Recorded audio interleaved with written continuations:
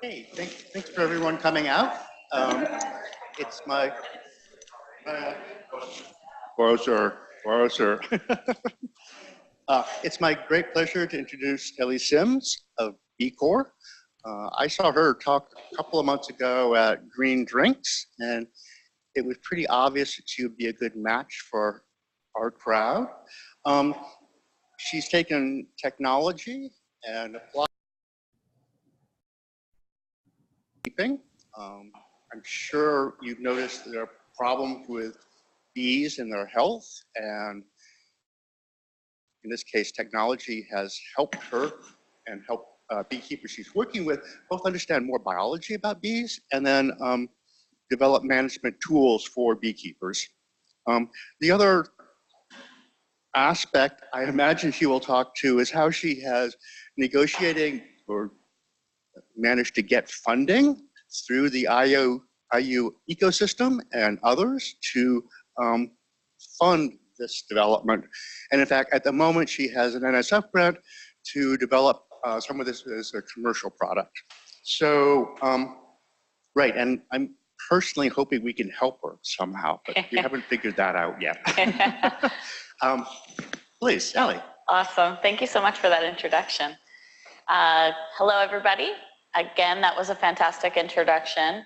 I do want to always get a sense before I give this talk of the audience. That helps me know what aspects of our bee line to emphasize, what things you guys might find the most interesting. So who here works in tech? Pretty much everyone. Who has done anything entrepreneurial? Nice. Who aspires to do something entrepreneurial? Awesome, awesome. So I should hopefully be able to speak to all of those. I'll definitely emphasize the tech aspect of what we do, make sure I talk in a little bit more detail about the actual technology we're putting in beehives. But I do want to give you guys a sense for the entrepreneurial folks in the room of the journey, how I got to where I am and how the company has grown from there. So hopefully that'll be interesting as well. So I started my interest of beekeeping the summer after freshman year of college. I got very bored with lifeguarding and decided to figure out how I could actually help further my career. So I was studying environmental management. I Googled environmental volunteering and saw a beekeeper needed help.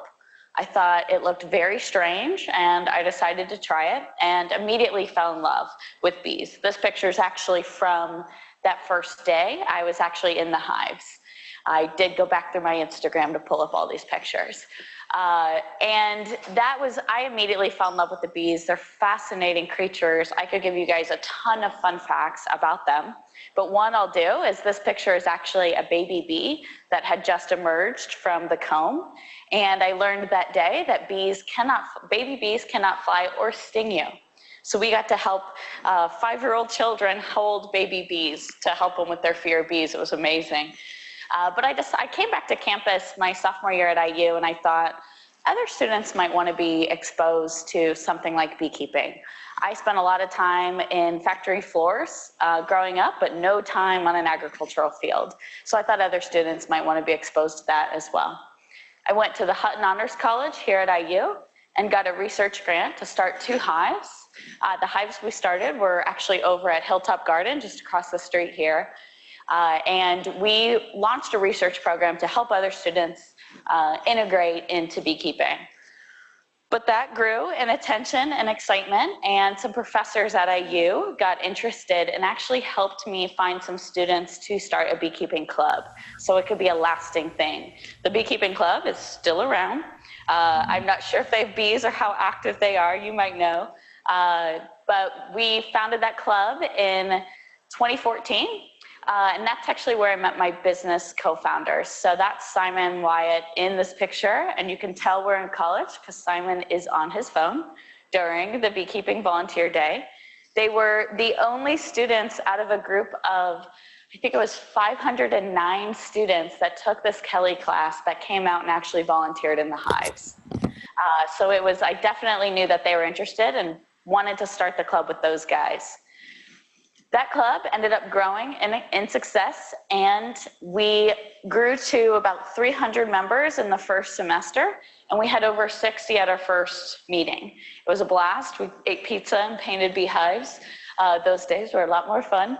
And I was invited to the IU Foundation board to just present that club, really as a fun thing for the board to learn about, hey, here's what a student did with your grant money, and how it impacted the university. At that presentation, 3 of those IU Foundation board members pulled me aside and said, we love what you've done with the club, but we want you to dream bigger, and we want to help you. I definitely was not thinking entrepreneurial like some of you in the room. I was very surprised but excited. And I definitely realized that you don't say no when 3 successful people tell you to go start something. So I went back to Simon and Wyatt and told them about the opportunity. That is actually that meeting at the table and my face reacting to them telling me this. We put our business model together. Literally, we met 2 weeks later. We decided to be a benefit corporation. So that's sort of a hybrid of the nonprofit and for-profit idea. It's a for-profit company that allows the social or environmental mission to be at the core of the organization. So that can never change. It's in the bylaws. And it's been fantastic because we've got to learn through being a benefit corporation all the ways we can do good outside of just our core mission of helping honeybees. So that business model at the time, we were actually going to be the biggest, baddest beekeepers out there using technology, and we're going to totally take over the industry. And I mention this because I'll explain and walk through how our business model has evolved since then. We took that idea and we entered the IU Best competition. That was a competition run by the School of Informatics at the time. And it was a $100,000 prize for the top 2 companies. We thought we'd pitch the first year, get a lot of recognition, and then maybe win the second year, but we ended up winning year 1.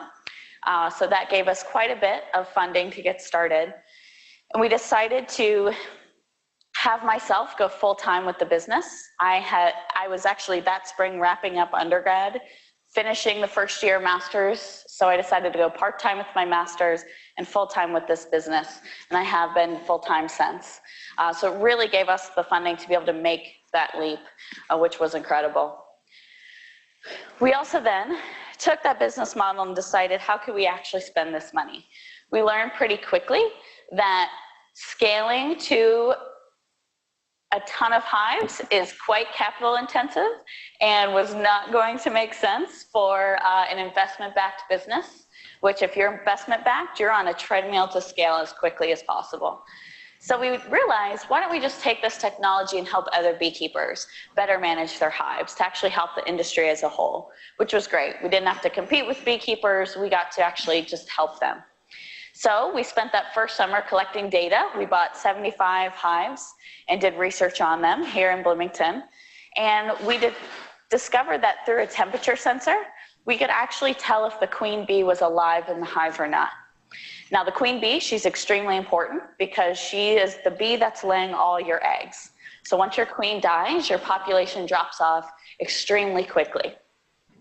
And that was pretty exciting. We learned to do that through a temperature sensor because we actually use the biology of a beehive. So beehives, they actually maintain a temperature in there. We took those biological principles and we actually just measured them using sensors so we could tell when the change happened. We sold that out in the market. We launched that in February 2017. It did really well with smaller and mid-sized beekeepers. But we weren't seeing that it was scaling with large commercial beekeepers. And that's where we really wanted to be. One, because we need to be in the commercial space to be a business that's going to be sustainable, and financially sustainable is an important part of that. But also, we wanted to actually impact food production. So honeybees, we've mentioned that their populations are declining. That's a problem because honeybees are responsible for 1/3 of our food. So our business model journey wasn't done. We were definitely still there figuring it out. We'll come back to that throughout this whole talk. We took, though, that original tech that we had adopted, that entire decision-making chain. So the types of sensors we put in our research hives to collect data, the analysis we do on that data, and then the actual outcome for beekeepers, we wrap that all into a patent, filed a provisional last year, and then our full patent this March. Patents take years, so check back in with me in about 6 years, and I'll tell you if we've been awarded our patent or not. But it's a very important thing, a very important step in the business to make sure that's protected. Because the goal of investment-backed business is to be acquired or actually go public, right? And that patent protection is extremely important in that. We took the success of that launch, so that Queensguard product was scaling with those beekeepers and people were buying it. So we decided to raise another round of funding to help us figure out how we scale this to that larger space. We went back to some of those people who had funded the best competition. So some of those folks actually invested in us again. Scott Dorsey was one of those folks. He started Exact Target here in Indiana that sold to Salesforce. Probably our biggest exit I think we've had in Indiana for a startup company. But we also got some funding from the state venture arm, which is Elevate Ventures. So it was mostly angel round, so individual investors, and then a VC through Elevate, but they invest in early deals, which we definitely were. We also competed in a ton of competitions, so that's another really important way. Any stage startup gets funding. We apply for every single competition we see. It's a blast to actually get up and pitch the company. You've seen me do a version of my actual company pitch, and we've won some prizes through that as well. But we've not forgotten to have fun through doing this. I always remind my employees and co-founders, this is supposed to be fun, right? A startup, it's very intense, it's very stressful. We have a lot of responsibility on our shoulders, but I want to look back in this opportunity, no matter how it ends in an awesome sale, or if it crumbles, I want to look back and think all those years were a blast, right? So we had those 75 hives that we were collecting research on. Through that, we actually harvested a half ton of honey, just 1,000 pounds of honey. We had no idea what to do with it, but it was a blast harvesting it in the office. We actually invited employees from the offices nearby to come bring their kids, actually make the honey with us. It was a blast. We ended up selling 400 pounds of it to Cardinal Spirits. They made a honey schnapps out of it. They actually won a national award for a specialty liqueur with that honey and another beekeeper's honey, the owner's uncle, actually. So we were excited to actually put that honey back in our local businesses. Inkwell, if you guys have been there yet, if you haven't, I think it's my favorite coffee shop in town. They made granola with our honey. So we've mostly sold it back to local businesses for their add-ins, and then I've sold some to friends and family for Christmas gifts and things like that. So that's been a lot of fun. It's been quite a cash machine, but it's so fun to sell honey and taught us that selling software is a lot harder than selling something like honey that everybody wants. We've also not been afraid to go after big deals. I had an advisor that told me companies at our stage, really early, first or second years, typically want to build everything, right? They're afraid to make a deal with a company. They're afraid how that's going to limit them, but we haven't been. We were told really early on not to reinvent the wheel. So those sensors I mentioned, we've never actually made a sensor. We've always purchased off-the-shelf hardware because our business philosophy was, let's take cheap sensors that are becoming commodities, like a temperature sensor. Let's apply really rich analytics to get good insights off that. So we've been really focused on that. And the first thing we decided to do was license data. 75 hives isn't quite enough to build a robust machine learning model off of. So we actually licensed over 11 million records of data from one of those hardware companies we were working with to have that sensor component of our business. Now that first deal was quite difficult. It changed several times throughout the course of the deal. We were almost done and ready to sign, and then the price quadrupled. And that really taught me a big lesson about business deals. We knew we had the best deal in the world. We were actually going to own all the data and not pay a lot for it. But we probably should have at that point made sure we were really understanding from the other side of the table what their needs were from a financial perspective. And that's why it took so many iterations.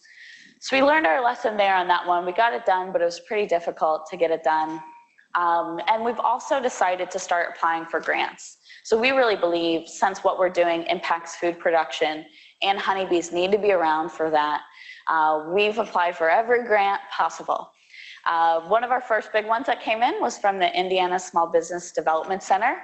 I mentioned this one because if anyone's entrepreneurial or wanting to be entrepreneur, these are great grants. They'll actually pay for service providers. So we did not have a software developer on staff, and we were able to actually build out the automation of Queen's Guard. So we were actually able to go from me running the R script I had built, self-taught, manually, every day, to analyze the Queen's data, to all of that being automated. And that was really important too, because as a startup company, you have to build things in small iterations, right? You have to figure out, what could I just do manually? And what do I really need to automate to build it? And you do that step by step instead of building the entire product. You let people start paying for that end product first. And that's been a way we've been able to stay really lean and continue to have funding. We've also been able to do a lot of presentations, so I love doing things like this. This is a blast for me. One of my favorite ones was speaking at the Indiana Conference for Women. I'll be speaking at the Forbes AgTech Summit later this month, and I'm actually going out to LA for an international mobile IoT conference. These are a blast, and this is just, again, another reminder, if you do start a business, to find out what are the things you love most about it, and don't forget to do those things. So we've really leveraged that throughout this. But we decided to enter our second deal. So we wanted a new hardware partner. I normally don't go into this much detail, but you guys are a tech group. The hardware partner we were working with, there wasn't an open API to link right to our database. We had to use that license that we had built, or that we had paid for, to actually get our own data from their gateways. The only other way to do that was to actually go through their website and manually download CSVs of the data. And that's pretty impossible if you're trying to automate the product. So we looked for a different solution that could do the same things we wanted to do. We also wanted to simplify the hardware we were using. So we were using a mesh network where every hive had a Bluetooth sensor, and we had a gateway that actually connected to cell in the hives. And we wanted to get a direct cell connection from the hive. It's just one less thing to break, right, if you're doing that direct connection. And we definitely wanted to get that completed. So we found a hardware partner. This is actually who's bringing me out to LA next week to speak at that IoT conference. And just decided to ask them. They had a GPS sensor. We were thinking we'd want to use that for an upcoming technology solution. And I just decided to ask, can I use your hardware and be the only person in the beekeeping vertical to use it? And they said yes. They were really great, and I was much more learned at this time to ask them everything they needed, right? They're another scale-up company as well. And we spent a lot of time just making sure we both understood each other's needs. That deal versus the first one that took 5 months to complete, that deal took a week, from literally that first phone call to signing documents, which was incredible. It was super easy, and again, that lesson was, we just right from the onset said, here's what we need, this is why this will help us, what do you need? How does that impact your business? And it made it so much easier. So now I'm not afraid of deals anymore. But we decided to figure out why our business model wasn't scaling, right, in the commercial space. We took Queen's Guard out to a bunch of trade shows last year, and we actually got feedback from some of the commercial beekeepers that said, hey, this queen stuff, this is great, but I'm actually dealing with hive theft. Have any of you guys heard of the issues with hive theft? So some of you guys have. Beekeepers are actually stealing hives from each other. It's a new problem. It's more so the fact that they're getting really quick cash from almond pollination than the struggle with bees. You've just got an opportunity to steal those hives and turn around profit, which is really sad, but it's a big concern. And so we actually worked with some beekeepers to solve that. So I already had that exclusive deal that could do, where I could use this GPS sensor. That was really important because to track hives using GPS, there's not a lot of analytics there. GPS analysis is pretty straightforward, much more straightforward than the models we were using for temperature. So we wanted to make sure we had that protection so that no one else could just go buy this sensor and offer a similar solution. So we spent a while building that with beekeepers, but it still didn't feel like the right connection. It still felt like too niche of a problem, right? And the more we talked to beekeepers, the more we realized that. Some beekeepers are really concerned with hive theft. Some of them don't go out to California with their hives, but not everybody was concerned about that. So we actually decided to work with that hardware partner and help our beekeepers just work directly with them. They got the bulk rates we were given on the hardware and are still using the solution. Because we spent a lot of time analyzing that GPS data and figured out it's pretty straightforward. And it's something that can be done without our analytics. And so that was a really fun one and brought us closer to figuring out how to listen to beekeepers, but we weren't quite there yet. We did finally get an SBIR grant. I have been writing SBIR grants since 2016. We were awarded our first one this year from the National Science Foundation. Again, definitely was a shooting for the stars moment.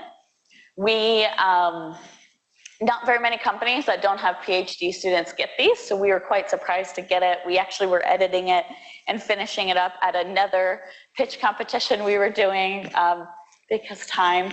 And we ended up being awarded $225,000 from the National Science Foundation to figure out how to take some of the basis of QueensGuard and the other tech we had developed and bring it to the commercial space. So it's exactly what we've been trying to do this whole time.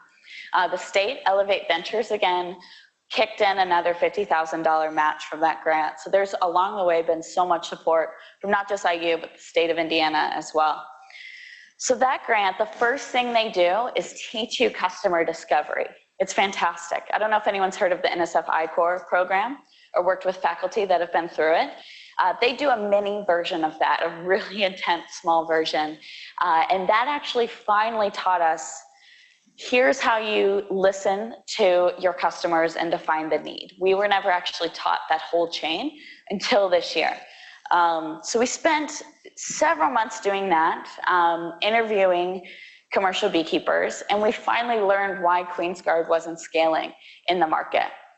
From the commercial beekeepers we talked to, so these are folks with about 1,000 hives that are doing this full time, they told us that, you know, the queen information, it's great, but I don't actually have the time to go out and fix that queen problem. I have to just let the hive die. And that was for any information we could give them. We were interested in doing varroa mite tracking, which is a big problem, using acoustic analysis. Same thing. Even if they knew that hive had a troublesome varroa mite level, because of the labor costs and how difficult labor is right now for the beekeeping industry, it's way more efficient for them to let that hive die. And that was sort of a revelation. We had figured that larger beekeepers thought of hives the same way we saw smaller beekeepers. You obviously don't want to lose the hive. You're going to lose revenue. It's going to cost you a lot. But larger beekeepers just factor that in. They're even now just factoring in the larger loss rates. They've just changed their business model and changed their costs to their customers to adapt for the fact that we're losing 30% of our hives a year versus 10. So that was definitely interesting. And I'll bring this back into what we've finally learned in a second here. But that grant gave us the opportunity to finally fill out the tech capabilities of our team. None of our founders are technical. So my master's is in information systems. I could do a little bit. I am very slow at writing R code and Python, sorry, forget it. And we really needed to bring people on to actually be able to crunch millions of records of data. So we hired 2 data scientists this year, but Gleb, he actually is a computer science master's graduate from IU. So we finally had that software development experience as well. That's been incredible because that's a big leap as a business. You go from everyone who's on salary as a founder They're quite committed to, oh, we actually got to pay these people real salaries, and you're now supporting other families and things like that. So that was a pretty exciting jump to make. We this year won 2 awards, a Rising Star Award from the TechPoint Mirror Awards, if you guys have heard of TechPoint, and then the ISBDC gave us a Small Business Impact Award. So that's been a lot of fun. These awards were a great, how do I want to say this? A great motivation while we were in the middle of this customer discovery and realizing, oh my goodness, commercial beekeepers don't care about hive loss, right? So this was sort of a good green light moment in that discovery. I got invited to the Agronovus board, so I'm now spending, after graduating with my master's degree this May, a lot of my free time actually helping Indiana grow this tech ecosystem and the ag tech ecosystem. So that's been really fun to be able to give back to all those communities that supported our business in the last few years. But I'll just wrap up with what we're doing today. So through these interviews, we learned from beekeepers, everybody kept saying, you know, I make all my money from pollination, but I wouldn't do it. I hate doing pollination. I only do it because that's how I have to actually keep the lights on. And we wanted to dive into why that was by talking to not just commercial beekeepers, but the other side, the growers that are renting beehives for pollination. When we started talking to growers, we learned that they're frustrated. The prices of bees are increasing, right? This is how beekeepers made up for those bigger loss numbers. But because the prices are so high, they need to now figure out how can they optimize the bees that they're renting. So they've done research. They know exactly how big that hive needs to be to get optimal pollination. And they want to make sure they're not buying too many bees, or that they're not buying a hive that's actually empty. Because when they're spending $200 a hive, which is each one of these vertical stacks, that's quite a price for something that's not giving you anything back in pollination. So when we learned that to solve that problem, to ensure that they're getting what they're paying for and they have enough bees for pollination, growers will actually hire inspectors to go through the hives and count the number of frames. That gives them an idea of pollination, of the size of the beehive. They typically do this on a small sample. They do this manually, but it allows them, the grower, to make sure they're getting what they're paying for and the price is set right. So growers will pay more for more frames of bees, which makes pretty intuitive sense, or they'll pay less for a smaller hive. So that helps set the contract price too. We were excited to learn this because in early days of QueensGuard, we were seeing in the data that hives of different sizes were maintaining the temperature differently. And we knew that with that, we could actually tell the population and strength of the hive, but we didn't think anybody would buy it, so we didn't spend a lot of time on it. And here we've learned that growers are actually paying for inspectors to manually do that. So we've actually started using infrared cameras to actually predict the number of frames of bees in the hive. So we take images of the hive, the camera just attaches to the back of an iPhone, Android, or tablet. Again, hardware partner. We did not spend time building this. We have a model that will automatically find the beehive using deep learning.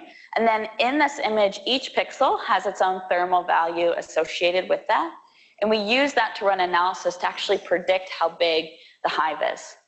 We just started doing this in June, and now it's 94% accurate. So we feed it 100 beehives, it'll predict 94% of them to the exact frame, which is incredible. And we're now actually signing up growers to be able to do this next year. They're excited about this because now they can actually pay per hive, which they've never been able to do, since with these manual inspections, you can only do 7 hives an hour. You can't get to all your beehives, right? By paying per hive, they've now created an incentive for that beekeeper to send the strongest hives possible, because that beekeeper is going to take more in revenue from it. They also can know, they finally will have the information to know if they don't have enough beehives, They can call up a beekeeper last minute to get those last minute hives, or they can actually negotiate a better price for the hives. So there's actually now a way with this technology to value the beehives in pollination contracts.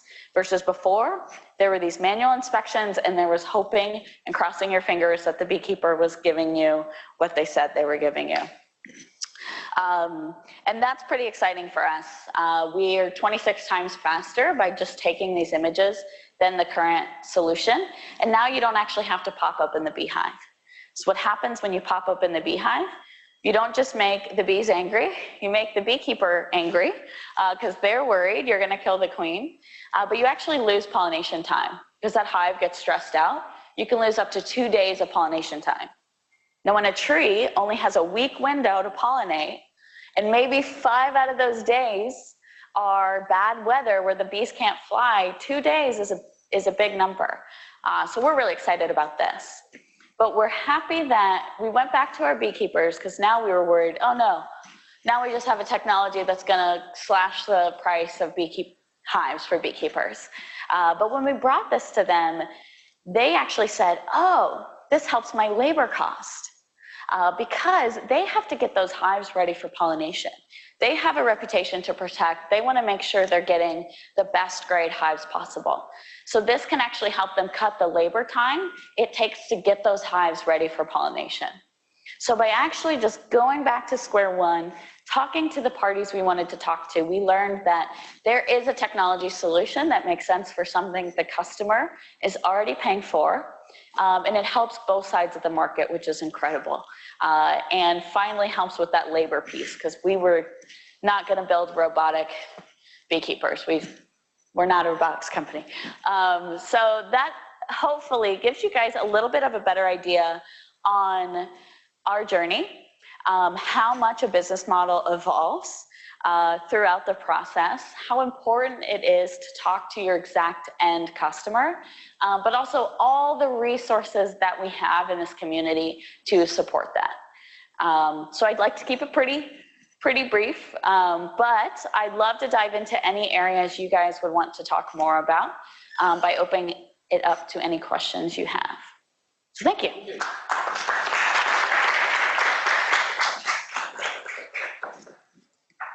I have a very technical question. You have 22 people online and they can't hear your question. Oh, okay. Hi, online people. Am I on? Yep. Okay, so I love physics and I love zoology. What is the relationship between the temperature of the hive, if I understood your magnificent presentation, by the way? Thank you. What is the relationship between the temperature of the hive and the queen being alive? Mm-hmm. So honeybees maintain the temperature in the hive to actually incubate the eggs.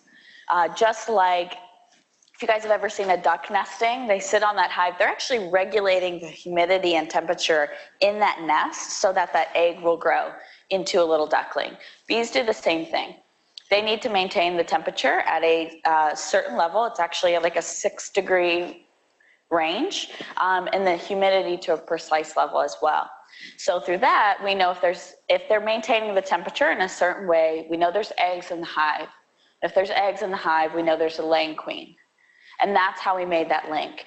We basically just used a temperature sensor to determine when that change point was from the laying queen to a non-laying queen and get that to a very precise time.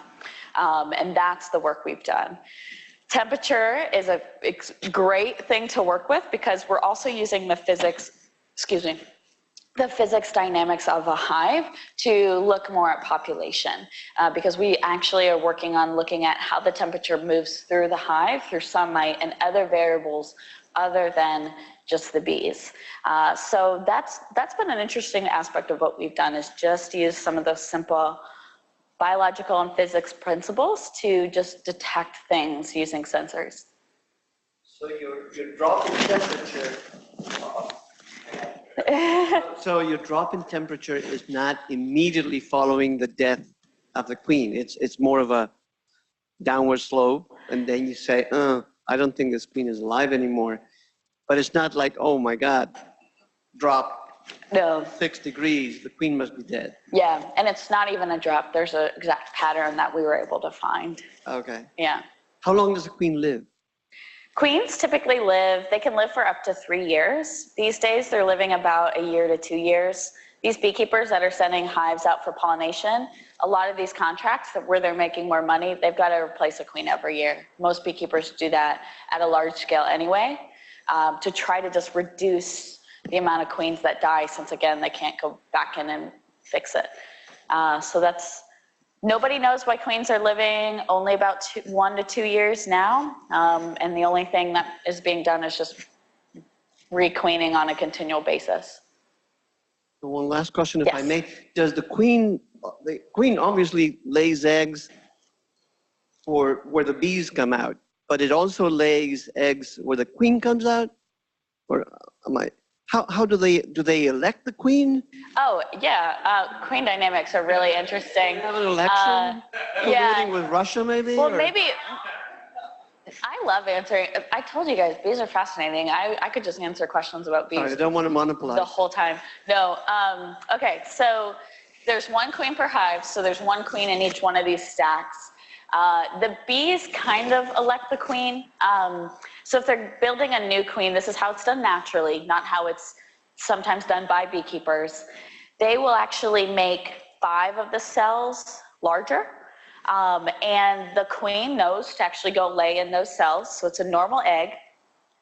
But the difference between a queen and a worker bee, both females, all workers are females in the beehive, okay? The queen is fed royal jelly, which has protein in it. So workers are basically just malnourished queens. So they're fed this protein substance that stimulates the reproductive organs. The cell gets much bigger than a beehive cell. It's sealed up. First queen to emerge, this is just fascinating, so I'm going to tell the whole thing, actually stings and kills the other cells. Queens will never sting humans, and queens do not sting other insects or animals. They can actually sting you and not die, the queens, but they don't. They only kill other queens. She then goes out, goes partying, mates, comes back to the club, or back to the hive, not the club, her home, and then she starts laying. And she'll do this typically in this region of the hive is where she normally is. This is, as you can see, the hottest part of the hive. And then typically beekeepers are producing honey up top. So that's a little, I could go more and talk about queens forever, but that's some of the basics of it, yeah. And I can repeat the questions too. Cool. Well, you guys run around a little bit. Hello. So that was a great explanation of how it happens naturally, but you said it's too labor intensive for production scale to actually do this. What is entailed in requeening a hive that is preventing people from doing these more cuts than scale? Yes. So bees will only do that natural production in it's about like a 2 to 3 week window where there's enough drones, male bees, to adequately mate the queen. They'll sometimes do it outside that window, but your queen won't be as strong and as well mated, which means you won't get that queen laying in every single cell. You'll have some spotty brood or some other issues. So beekeepers, if it's not really in that natural window, they'll actually requeen the hive. So they'll purchase a queen from a breeder and install the queen. You put her in a little cage. It has like a little candy plug, and bees eat the candy out in the 3 days it takes is what the bees need to get used to her scent. So there's a little bit more work taken into account there. If you know the hive is queenless, that's about half your work. You order the queen, it's about $40 to $25 to $40. Put it in the hive, and then you actually have to go back 3 days later, make sure she's out. Sometimes you actually have to uncap the little cage, so it is a little bit more labor intensive, but that's what they typically do. Yes? I think it's for the people listening in online. So I might have missed this point. Where does the royal jelly come from? It's secreted by the bees. So it's a, The bees themselves secrete the royal jelly. yes. It's not like a human comes and puts royal jelly in this cell. No, although some people do harvest the royal jelly because I think they think it's really good for humans too. I mean, it is. It's got a lot of protein in it. But it's secreted by the bees, the worker bees, I believe. At a certain age, they actually secrete the wax too. It's a gland that they make it from. Yeah. Thank you. Yeah. I think it's the workers that secrete. So when you do the requeening, I know sometimes the bees will not accept a queen that's been planted and will kill it. How often does that happen? I don't have an exact percent for you, but it does happen. Not very often, I'm assuming. I don't know, 15% roughly from what we've seen. And that stinks. Then you got to do it all over again, right? Yeah. And why do bees die after this thing? And not exactly sure what the Oh, it's really graphic. is. Yeah, so their stingers have little horizontal barbs. Those barbs get stuck in our skin. Not for all animals. There's plenty of things they can sting and this doesn't happen to. And to get free, they actually rip off a part of their gut. It's like that, you can see it. It actually keeps pumping poison into you after the sting. That's why you got to get a stinger out right away. But they just can't survive after that. It's actually really sad because when you're a beekeeper, you're like, I'm just trying to help you.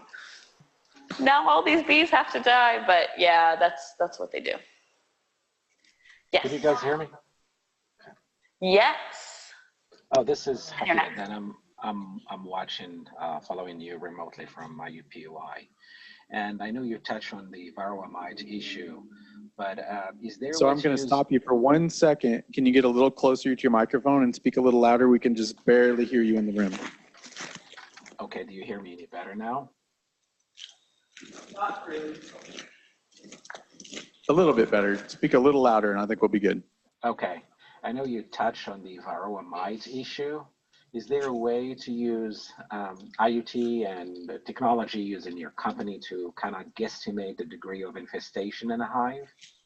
And my other question is about how intrusive and invasive this technology is to the hive microorganism.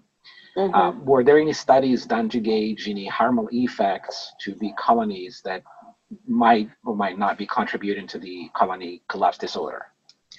Yeah, great questions.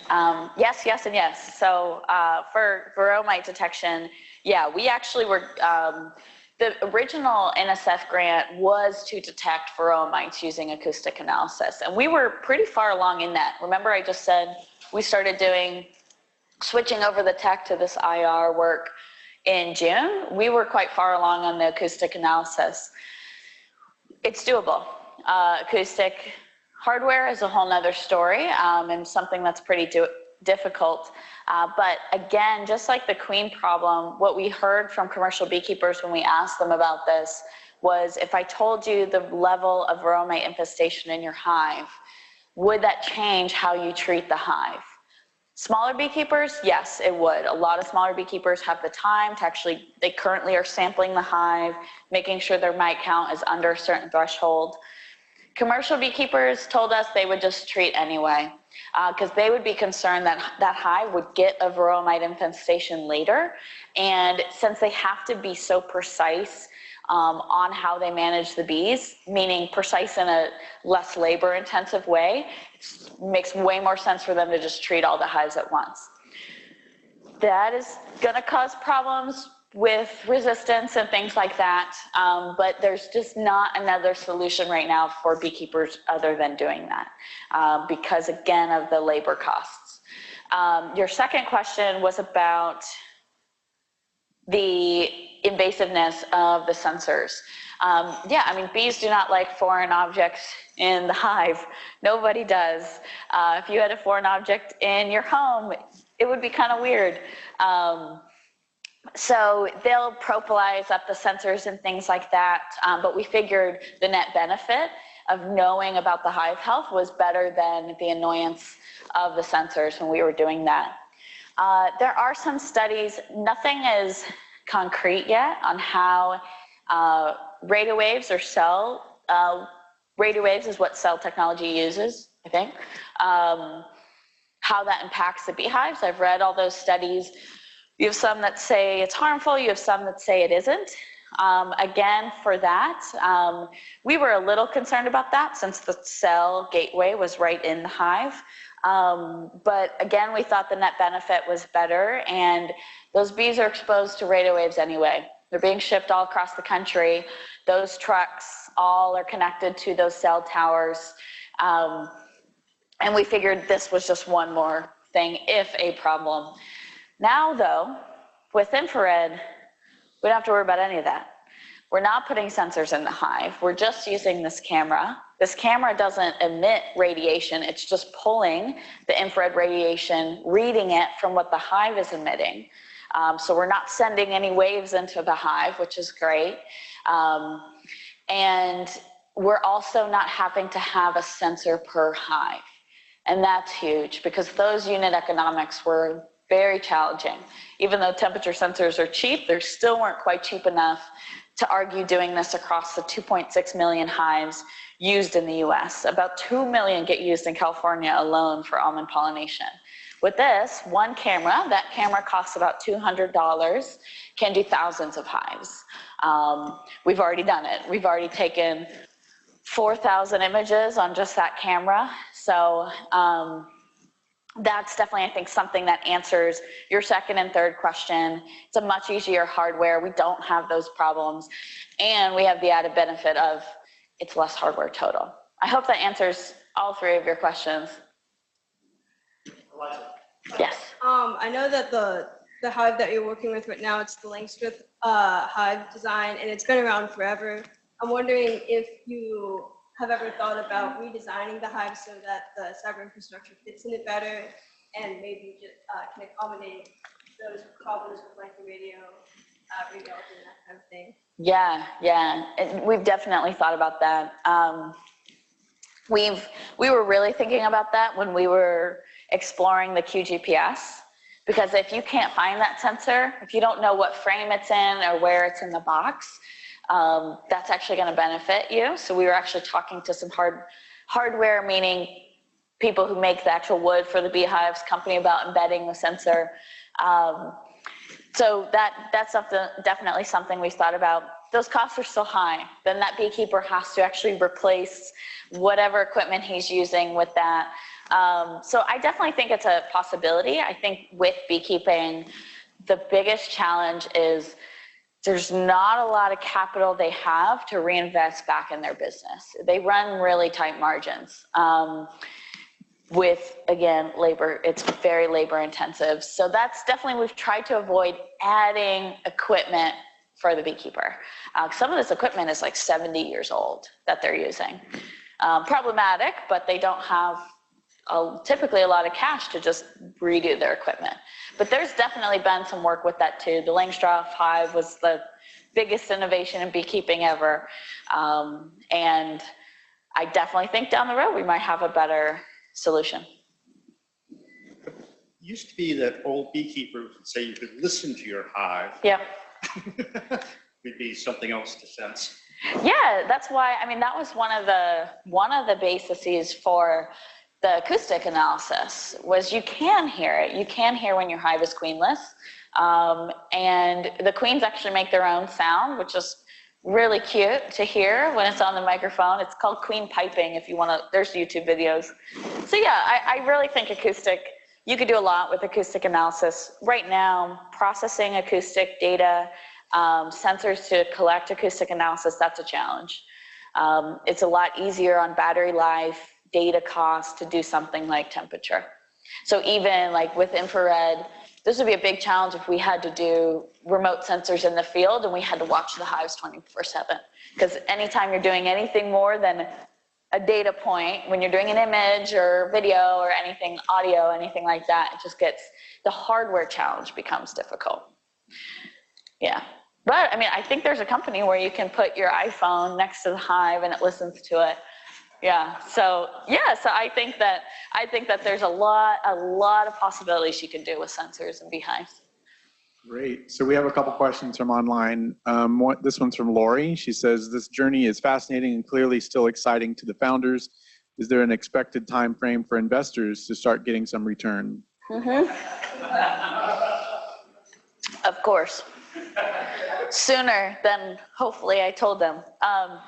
So investing in startups are high-risk companies, right? But we're on about a 5-year trajectory to where we think we'd be at an ability to either pay back cash or with return or sell. And there's some companies we're talking to that are interested in this data and this technology as well. That's the ideal scenario. We're trying to sell into a larger ag organization that already works with the customers we work with to have this be an additional benefit. And from Alex, hi, I think bees are super fascinating, so thank you for your presentation. Can you talk about how your company's mission and goals intersect with CCD and beehive loss? How can your tech be utilized to aid in these problems? Love this question. And somebody else asked about CCD earlier, and I didn't touch on it too much. So colony collapse disorder, we haven't seen it in the last decade. It's a very specific thing that happens with the beehives. They've actually tried to recreate it to better study it. But it's just one cause of so many reasons hives can die and why we're actually seeing higher numbers of losses. So you see a lot, I think the beekeeping industry is trying to correct this. You see a lot CCD equated with hive loss. Think about it as just one component of several issues with hive loss. Hive loss, you've got quite a lot of things happening. Obviously CCD is one of the issues. The varroa mite, I've already mentioned. So that's like a vector of disease for the honeybees, just like mosquitoes and mice and rats are for humans. So they carry infections into the beehive. You have pesticide issues. So Europe has banned neonics. There's some evidence that it could be harmful. We don't have a lot of data yet in the US to be able to do anything about that. That's definitely one of the issues. The lack of forage. So a lot of our rural land is turning over to suburban and urban land, and as well that rural land is being used more and more for farm production. We need it. We need to feed the world in 2019, but it means we're losing some natural forage for beehives, so there's less to eat. That's a big issue for natural hives too, not hives like this that are used in ag production. So those are some of the issues. Beekeeping management, again, I really think if there was a way to give them more information and better manage their hives, if there was a way to cut labor, they would solve these issues. They would treat in a more efficient way. They would requeen hives instead of just requeening all of them. They would breed for the strongest hives possible. And a lot of the beekeepers actually do this. There's about 20% of the commercial beekeepers do some of those things. And I think we can get there as an industry. We're just trying to help move that needle towards that. So for us, we've focused a lot on that practical sense. How do we help beekeepers better manage their hives so they have more time to do other things? But we're collecting data from beehives on crop fields now. How do we think that's going to be helpful with the pesticide issue?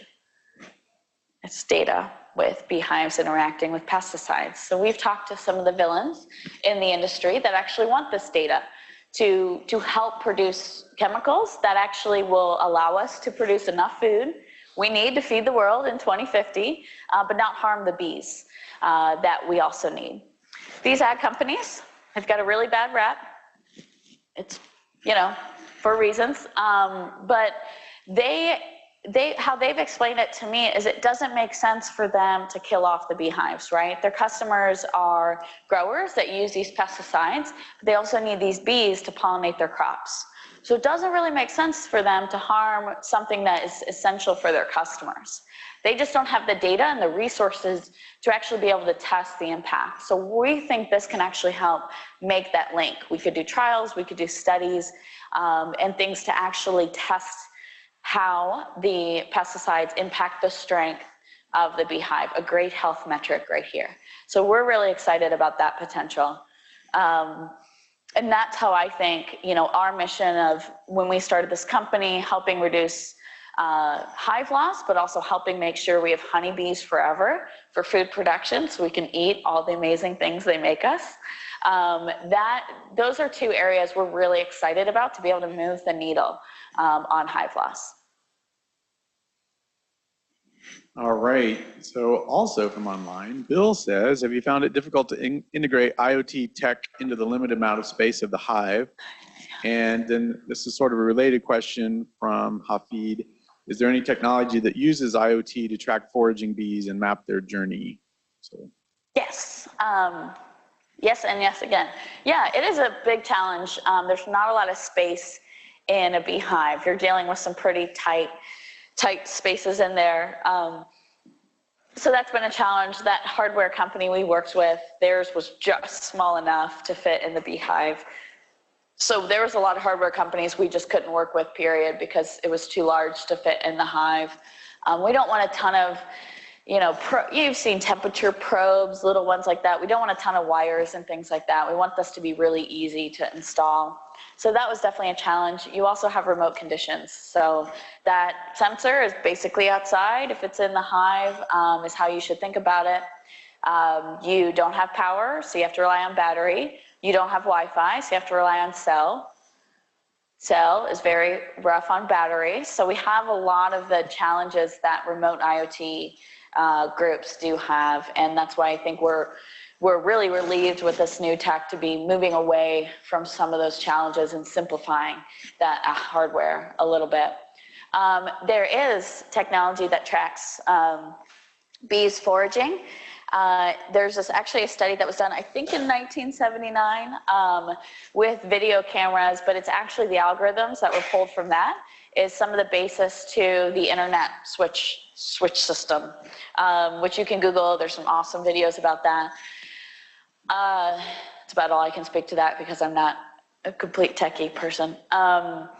They've also done little RFID backpacks. There's a company out of Australia I've talked to that's done that, where you can know when the bees check into a certain checkpoint. There is a guy out in Arizona that we are about to work with closely that's modeled bees foraging and where you need to place bees in the field based on calculations on where those bees are most likely to go. And we think some of that stuff could make our information we give to growers even better. So we don't just tell them, hey, here's the strength of your hive, but here's the optimal placement of the bees you rent. That would be probably the next place we'd want to go with that. So there is some stuff there. We probably won't be doing bee backpacks at a large scale. That's great for research, but I think it's pretty cruel when I've read those studies. So just like glue it to their back, and I think it's a little rough. We could ask or thank Ellie one more time and let her run off to her next engagement. Thank you guys. I should make a version of this with my contact information, but if your questions weren't answered, info@thebeecorp.com goes right to me, or you could submit a contact form on our website and we could get in touch. Cool. Thank you guys.